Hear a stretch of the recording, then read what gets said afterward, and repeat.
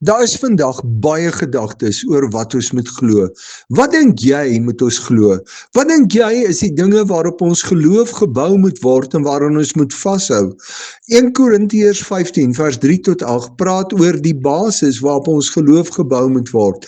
Paulus sê dis die belangrikste waarhede wat hy vir die gemeente daar geleer het. Die eerste is dat Christus, presies soos die Bybel sê, vir ons sonde gesterf het. Die tweede is dat Christus begrawe is. Hy was dus fisies dood. Die derde waarheid is dat Christus, presies soos die Bybel gesê het sal gebeur, uit die dood opgestaan het. Gelowiges kan dus daarin vashou dat God die offer van Christus vir ons sondes aanvaar het en dat ons nou saam met hom 'n nuwe lewe kan begin, dat ons saam met hom kan opstaan uit ons ou sonde lewe.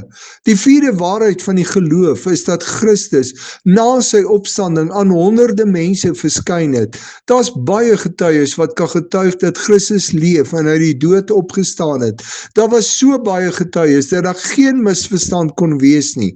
Ons hoef dus nie daaroor te twyfel nie. Ons moet daarin vashou dat Christus vir ons sonde gesterf het, dat hy begrawe is, uit die dood opgestaan het en daar baie getuies daarvan is. Die basis van ons geloof staan vas en seker en word deur die Bybel en baie getuies bevestig. Wat glo jy? Waarop bou jy jou geloof?